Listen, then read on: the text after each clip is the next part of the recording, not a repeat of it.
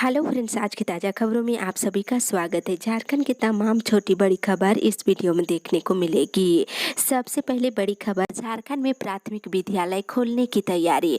एक बड़ी खबर कि कोरोना संक्रमण का खतरा कम होते ही अब देश के विभिन्न राज्यों में हाई स्कूलों के साथ प्राथमिक स्कूल भी खोलने की तैयारी की जा रही है।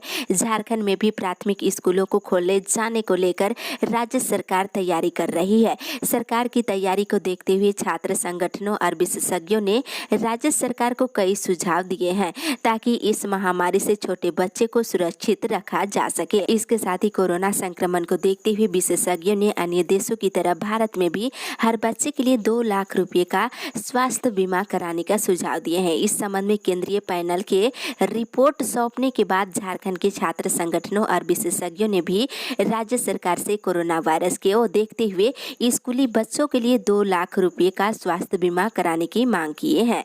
इसके साथ ही बता दें, कॉलेजों और विश्वविद्यालयों में ऑफलाइन क्लास। झारखंड के शिक्षाविदों की ओर से राज्य सरकार को स्कूल ओपन करने को लेकर कई सुझाव दिए गए हैं और राज्य सरकार की ओर से प्लानिंग के तहत सीनियर बच्चों के लिए स्कूल कॉलेज खोल दिए गए हैं और झारखंड के विभिन्न विश्वविद्यालयों में फाइनल सेमेस्टर की परीक्षाएं ऑफलाइन आयोजित की जा रही है। वहीं इंटर और मैट्रिक में असफल विद्यार्थियों के लिए विशेष परीक्षा यानी कंपार्टमेंटल की परीक्षा सितंबर महीने में झारखंड में ऑफलाइन तरीके से आयोजित की जाएगी। राज्य सरकार के शिक्षा विभाग ने विभिन्न जिलों के शिक्षा पदाधिकारियों और नोडल अधिकारियों को सरकारी स्कूलों की व्यवस्था सुदृढ़ करने का निर्देश दिया है। इसी के साथ ही अगली बड़ी खबर, झारखंड के कई जिलों में बारिश की संभावना। झारखंड में सोमवार को मानसून कमजोर रहा, लेकिन राज्य के कुछ स्थानों पर मध्यम दर्जे की बारिश हुई है। वहीं राजधानी रांची में भी आसमान में बादल छाए रहे और दिन में 1-2 बार हल्की बारिश भी हुई है। मौसम विभाग से मिली जानकारी के अनुसार पाकुड़, साहिबगंज, दुमका, गोड्डा जिले के कुछ भागों में आज मेघ गर्जन के साथ बारिश हो सकती है। इस दौरान वज्रपात की भी आशंका है और इसे लेकर मौसम विभाग ने येलो अलर्ट जारी किया है। वहीं मौसम विभाग के अनुसार झारखंड में मानसून की स्थिति में बदलाव देखने को मिल रहा है। दक्षिण पूर्वी हवा के टर्न लेने से मानसून प्रभावित होता है, जिसके कारण 28 अगस्त के बाद मानसून में एक बार फिर से बदलाव देखने को मिल सकता है। बंगाल की खाड़ी और देश के अलग अलग हिस्सों में एक निम्न दबाव का क्षेत्र बनने की संभावना है, जिसका असर झारखंड सहित पूरे देश में देखने को मिलेगा। इसी के साथ ही अगली बड़ी खबर, झारखंड कोरोना अपडेट से।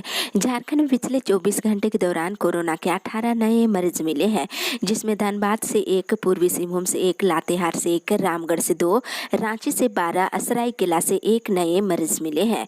वहीं पिछले 24 घंटे के दौरान 30 मरीज स्वस्थ हुए हैं, जिसमें देवघर से 2, पूर्वी सिंहभूम से 2, खूंटी से 7, रामगढ़ से 1, रांची से 16 और साहेबगंज से 2 मरीज स्वस्थ हुए हैं। वहीं राज्य में एक्टिव केस की संख्या घट करके 165 हो गई है, जिसमें बोकारो में 1, देवघर में 2, धनबाद में 11, दुमका में 1, पूर्वी सिंहभूम में 11, गिरिडीह में 2, गोड्डा में 3, गुमला में 1, हजारीबाग में 1, जामताड़ा में 11, खूंटी में 14, कोडरमा में 2, लातेहार में 1, लोहरदगा में 13, पाकुड़ में 1, रामगढ़ में 5, रांची में 85, साहेबगंज में 4, सरायकेला में 5 और पश्चिमी सिंहभूम जिले में 3 एक्टिव केस है। इसी के साथ ही अगली बड़ी खबर, रोजगार साल में बेरोजगार शिक्षक नियुक्ति अभ्यर्थियों का आंदोलन शुरू। शिक्षा मंत्री के आवास पर धरना।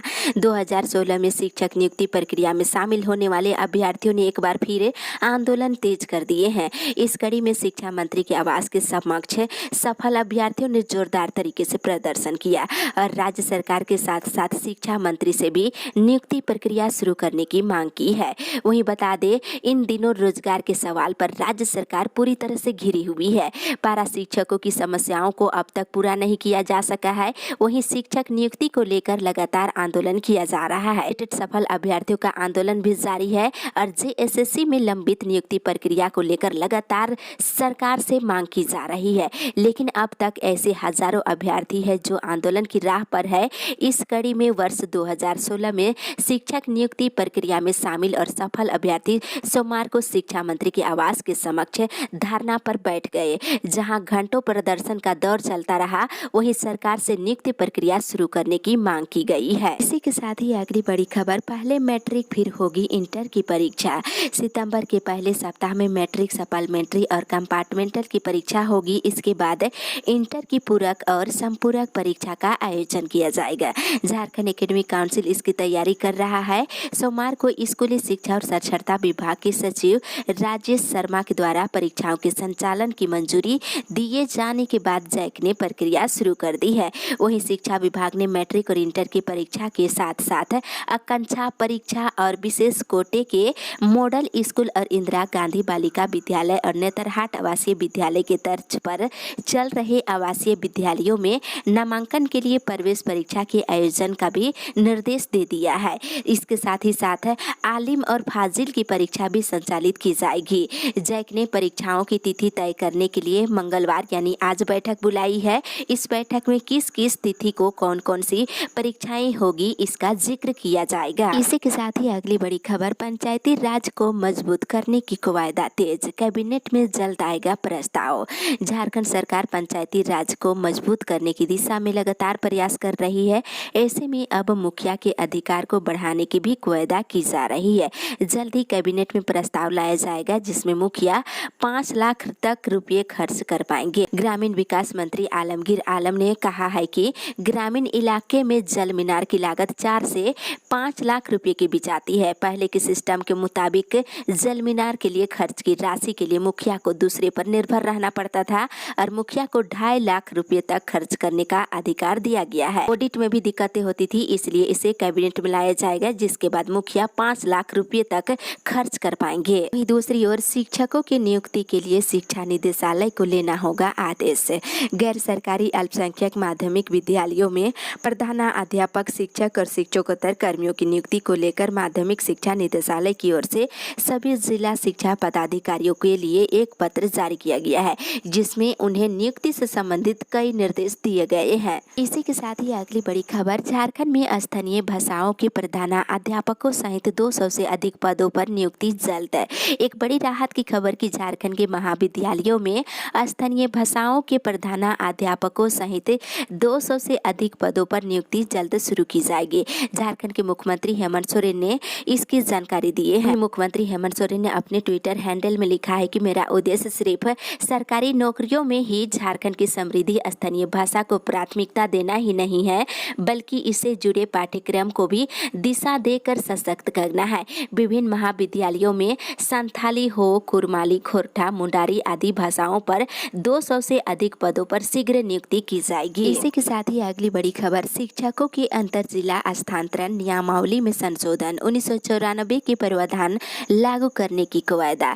झारखंड में शिक्षक अंतर जिला स्थानांतरण नियमावली में संशोधन को लेकर लगातार आंदोलन की जा रही है, लेकिन अब इन शिक्षकों के लिए एक अच्छी खबर आ रही है। नियमावली में संशोधन को लेकर शिक्षा मंत्री जगन्नाथ महतो ने एक निर्देश दिया है। इसके लिए एक कमेटी गठित की गई है। वही बता दें, शिक्षक स्थानांतरण नियमावली 1994 में शिक्षकों के अंतर जिला स्थानांतरण का प्रावधान था, लेकिन 2019 के नियमावली में सामान्य परिस्थिति में शिक्षकों के अंतर जिला स्थानांतरण का प्रावधान खत्म कर दिया गया था। साल 2019 के नियमावली दिव्यांग और गंभीर रोग से ग्रसित होने पर पति पत्नी दोनों के शिक्षक होने की स्थिति में ही अंतर जिला स्थानांतरण करने का प्रावधान है। शिक्षा विभाग से मिली जानकारी के अनुसार अंतर जिला स्थानांतरण को लेकर फिर से 1994 के नियमावली के प्रावधानों को लागू करने की प्रक्रिया चल रही है। इसे लेकर कमेटी लगातार विचार विमर्श कर रही है। शिक्षा सचिव के साथ साथ विधि विभाग से भी राय ली जा रही है। इसी के साथ ही अगली बड़ी खबर, मनरेगा के रिजेक्टेड ट्रांजैक्शन की स्थिति में नहीं हो रहा सुधार। मनरेगा के रिजेक्टेड ट्रांजैक्शन से जुड़े मामलों का समाधान नहीं निकल पा रहा है। करीब 95,000 रिजेक्टेड ट्रांजैक्शन से जुड़े मामले अब तक लंबित है। इसमें कुछ वर्ष 2013-14 से जुड़े हैं और सबसे अधिक रिजेक्टेड ट्रांजैक्शन के मामले साहेबगंज जिले में सामने आए हैं। इसके बाद दुमका, लातेहार का नंबर है और अन्य जिलों का आंकड़ा 10,000 से नीचे बताया जा रहा है। वहीं चतरा, हजारीबाग और सिमडेगा की स्थिति ठीक है। और बताते चले कि पिछले दिनों मनरेगा योजना की समीक्षा के दौरान ग्रामीण विकास सचिव ने सभी रिजेक्टेड ट्रांजैक्शन से जुड़े मामलों को तत्काल समाधान करने का निर्देश दिया था, लेकिन स्थिति जस की तस बनी हुई है। इसी के साथ ही अगली बड़ी खबर, संविदा पर बहाल सहायक प्रोफेसरों को राहत है।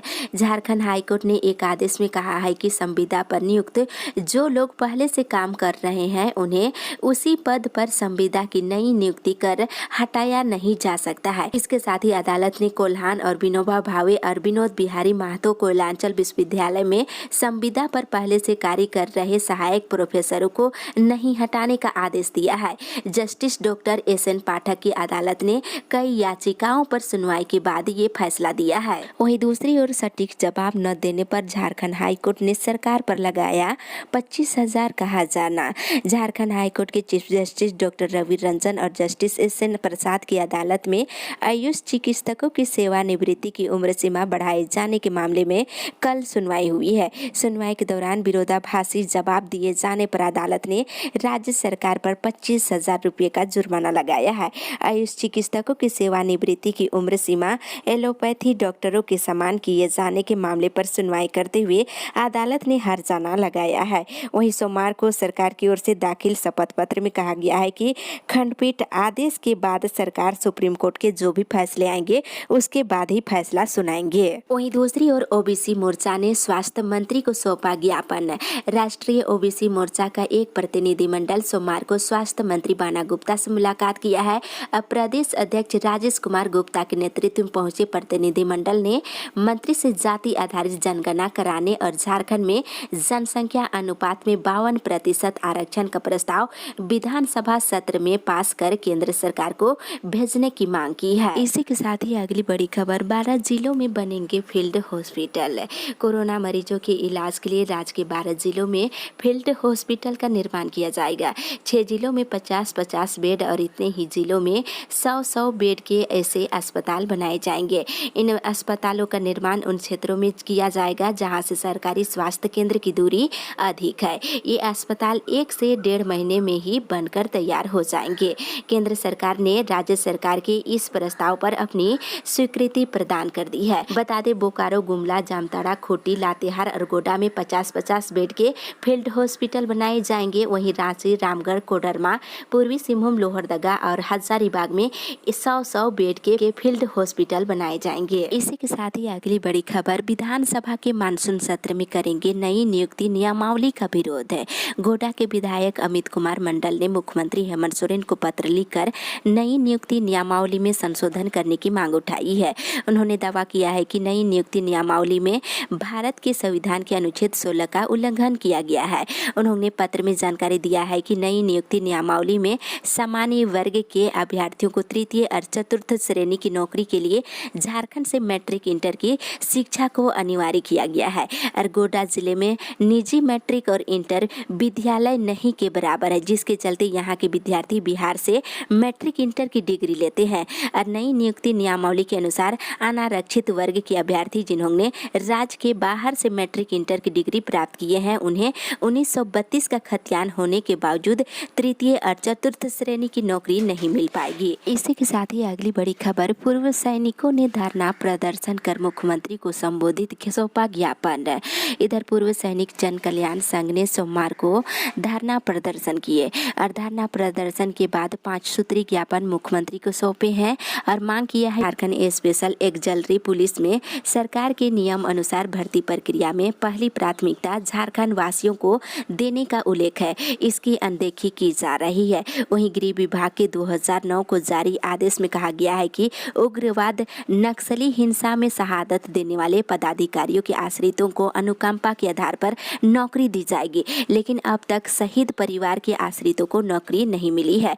वहीं दूसरी तरफ संविदा समाप्त की जा रही है। इसी के साथ ही अगली बड़ी खबर, बच्चों को नहीं मिल रही पोशाक और स्कूल किट की राशि। राज्य के प्रारंभिक स्कूल के छात्र छात्राओं को पोशाक और स्कूल किट की राशि नहीं मिल पा रही है। स्कूलों के बैंक खाते में जीरो बैलेंस होने की वजह से राशि का भुगतान नहीं हो पा रहा है। शिक्षा विभाग ने सभी जिलों से वैसे छात्र छात्राएं जिन्हें पोशाक और स्कूल किट की राशि नहीं मिल सकी है उसकी रिपोर्ट मांगी है। राज्य सरकार ने पहले ही प्रारंभिक स्कूलों में नामांकित 40 लाख बच्चों के बीच पोशाक की राशि बांटने के लिए राशि जारी की थी, लेकिन बाद में राशि सरेंडर करने की स्थिति में बच्चों के बीच ये राशि नहीं बांटी जा सकी है। वहीं दूसरी ओर आदिवासी छात्रों के खिलाफ दर्ज मामला वापस लेगी सरकार।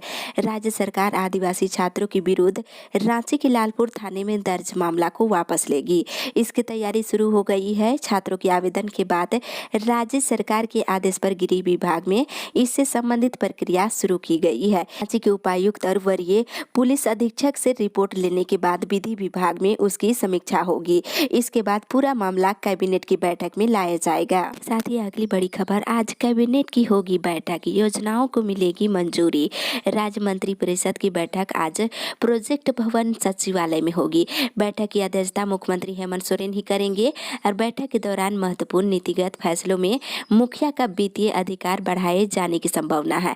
वहीं कैबिनेट की बैठक में नई सड़कों और पुल पुलिया के निर्माण की स्वीकृति प्रदान की जाएगी और कैबिनेट की बैठक में लगभग 1 दर्जन से अधिक प्रस्ताव शामिल किए जाने की संभावना है। इसी के साथ ही अगली बड़ी खबर, स्कूलों में ऑफलाइन प्रवेश परीक्षा की मिली अनुमति।